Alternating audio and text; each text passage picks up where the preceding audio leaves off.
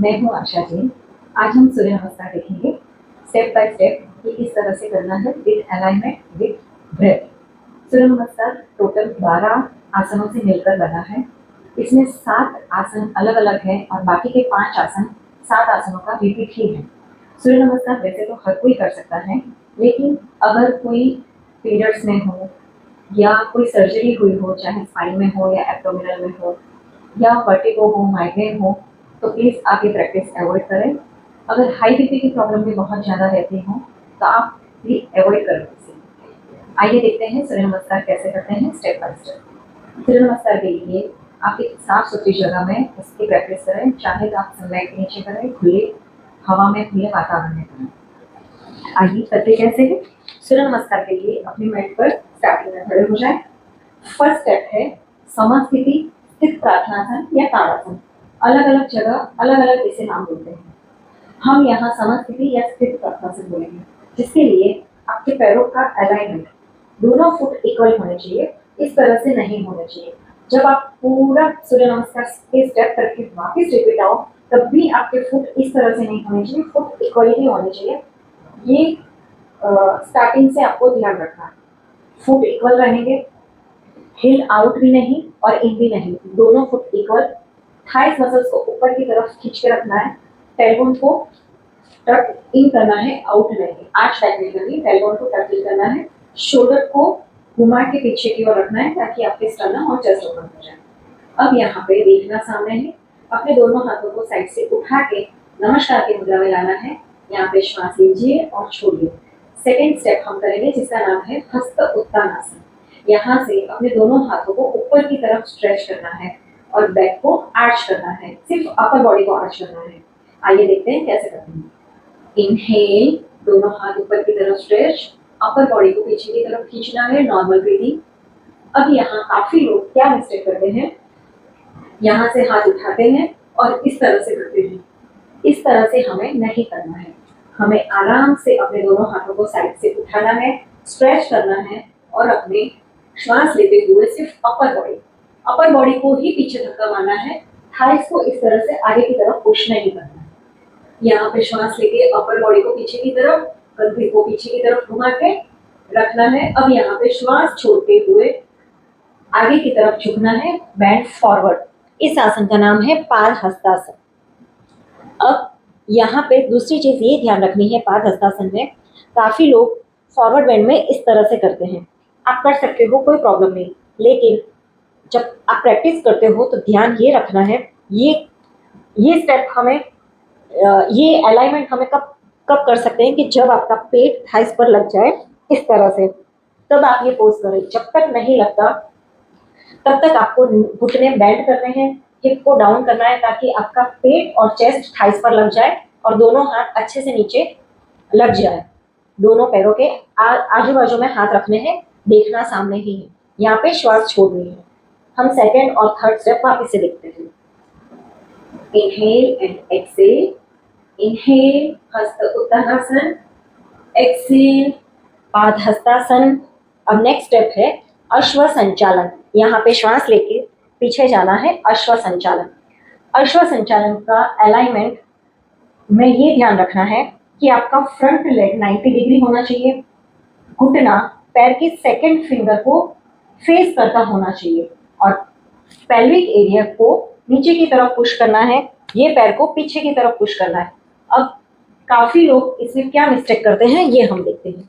यहाँ से अश्व संचालन जब लोग करते हैं तो इस तरह से घुटने को आगे की तरफ पुश करते हैं। ऐसा हमें नहीं करना है, ये अलाइनमेंट गलत है। अगर आपको डिफिकल्टी लग रही है कि मैं किस तरह से अलाइनमेंट सही करूं, आपको अश्व संचालन में आने के बाद अपने जो पैर मैट पर है उसको पीछे की तरफ खींचना है ताकि आपका फ्रंट लेग 90 डिग्री हो जाए। यहाँ पे आपको सामने देखना है। अब सेकंड चीज यहाँ पे ये ध्यान रखनी है कि आपकी स्पाइन सीधी हो, इस तरह से राउंड नहीं हो।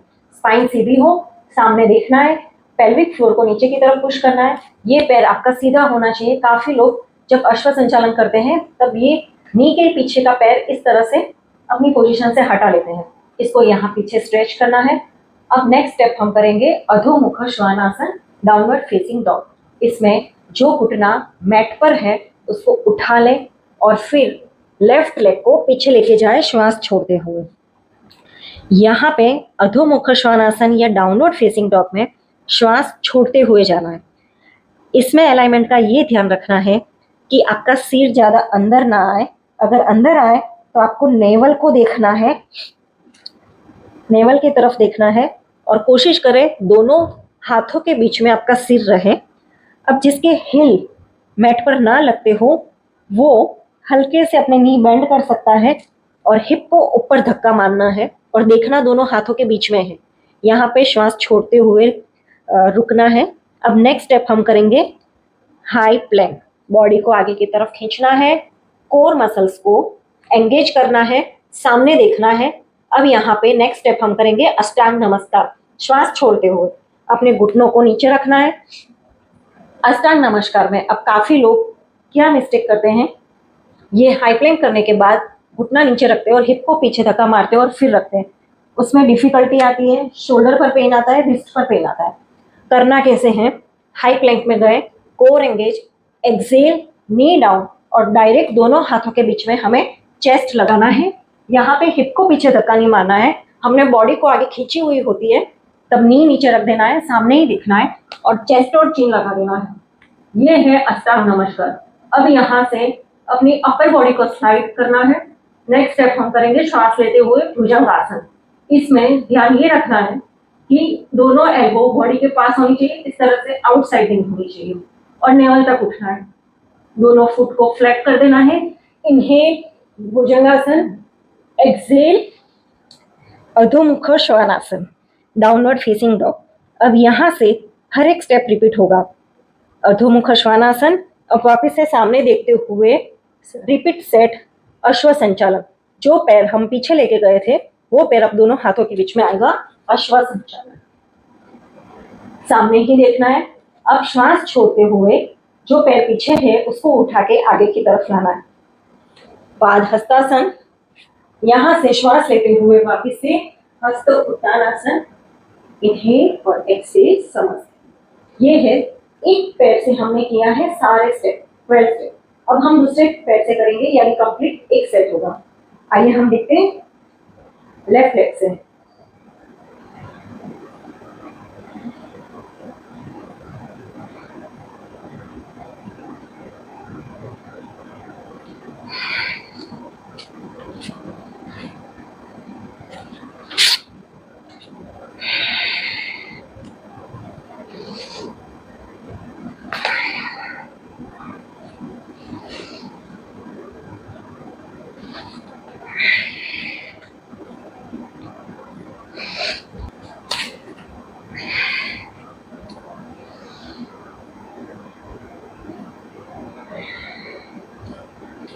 इस तरह से सूर्य नमस्कार आप 2 से 3 सेट कर सकते हैं।